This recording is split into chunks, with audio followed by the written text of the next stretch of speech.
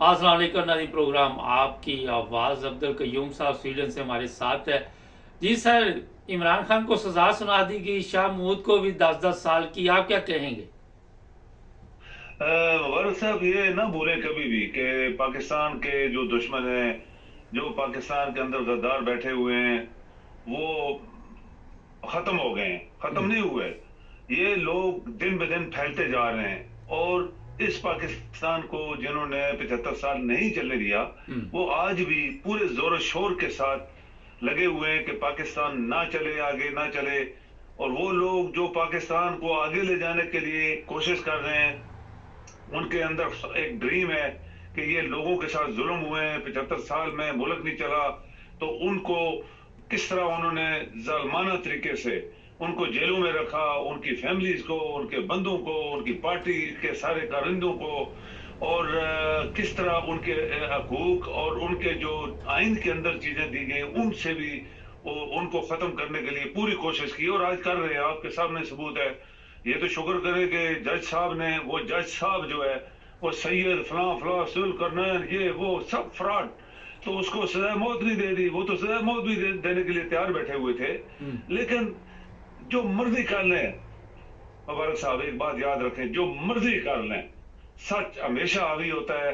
और ये इनकी शायद आखिरी कोशिश थी, इसमें भी ये फेल हो गए। 10 साल सजा सुनाने का मकसद यही था कि शायद वो हम कामयाब हो गए, तो ऐसी बात नहीं है। ये बिल्कुल फेल हो गए, ये एंड पे जा रहे हैं।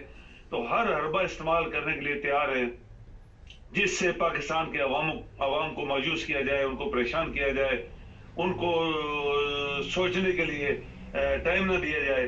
तो इंशाल्लाह ये जज भी शामिल है साथ इसके।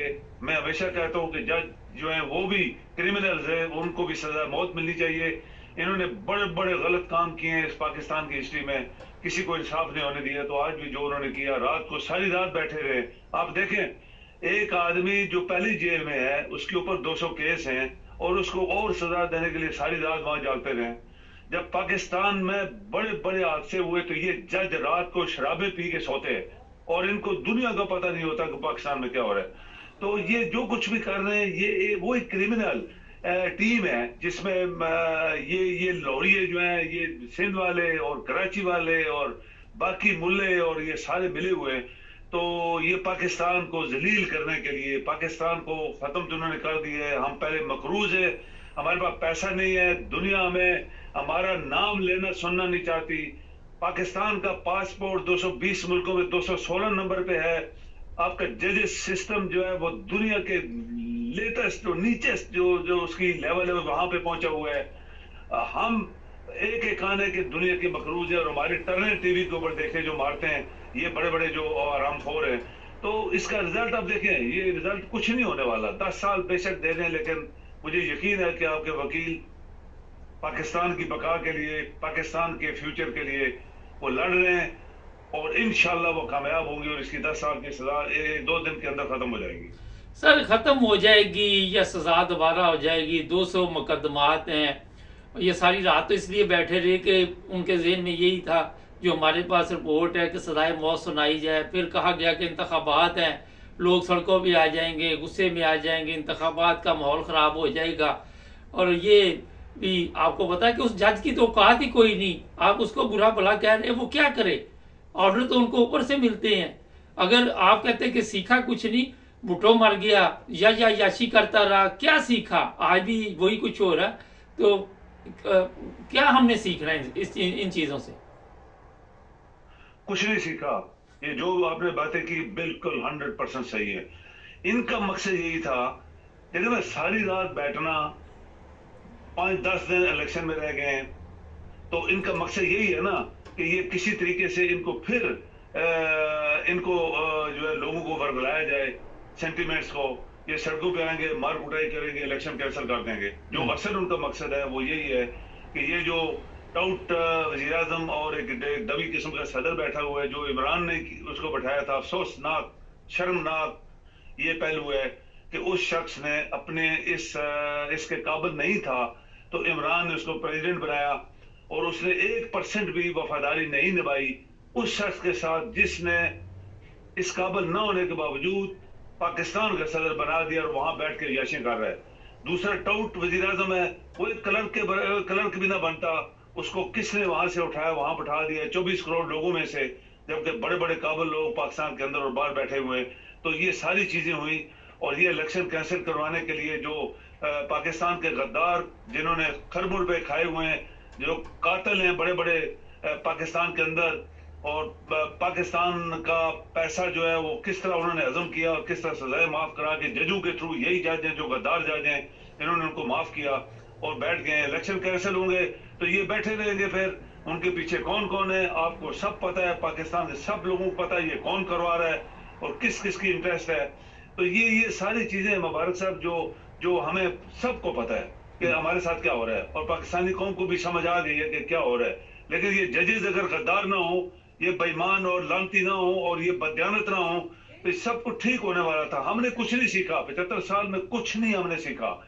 दुनिया एक एक दिन मुबारक साहब दूसरे दिन के लिए सीखती है।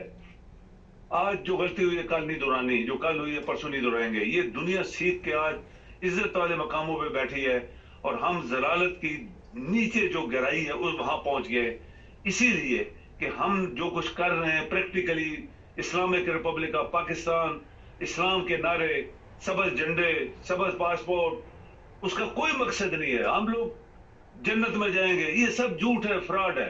तो इस तरह ना तो जन्नत मिलने वाली है, ना अल्लाह ताला खुश होता है, ना दुनिया में तरक्की मिलने वाली है, और ना मक्के के अंदर जाके खाना काबे के अंदर घुस के बेईमानी और फ्रॉड करना, ये सब फ्रॉड है वहां पे हो रहा है पाकिस्तान के साथ। इंशाल्लाह आप दुआ करें, मैंने आपसे बोला हुआ है कि अल्लाह ताला बड़ी ताकत रखता है, वो फेरेगा सब कुछ।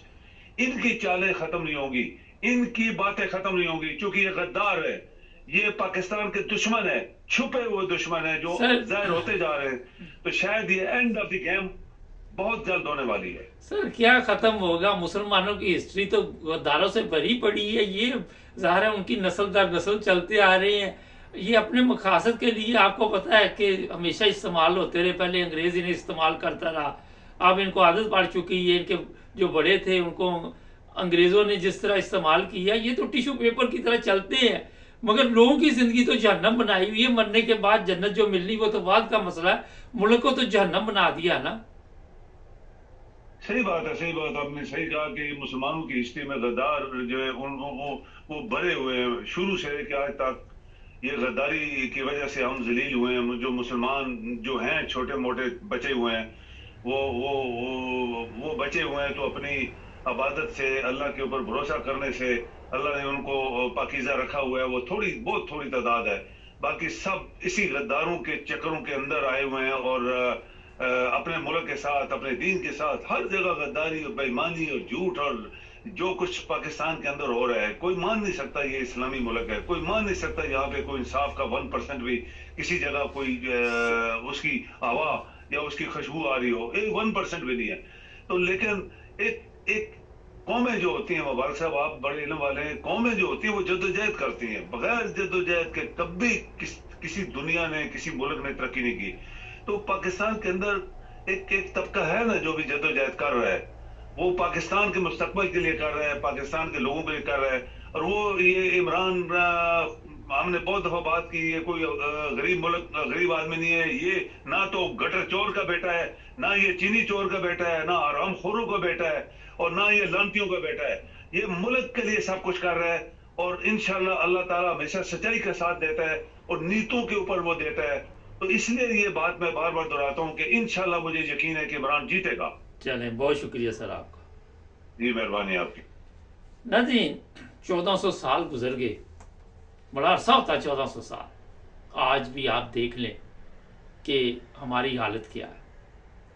जो इस्लाम था 1400 साल पहले, उसके मुताबिक कितने पाकिस्तानी अमल कर रहे। दूसरे मुसलमानों को तो हम इसलिए नहीं कह सकते कि हमारे तो अपने हालात ऐसे नहीं है। आज भी कानून बिकता है, रिश्वत, चोरी, ज़िना, पता नहीं क्या क्या वहाँ पे चल रहा है। कब ठीक होगा? हमारे चैनल को सब्सक्राइब करें, जुड़े रहें हमारे साथ।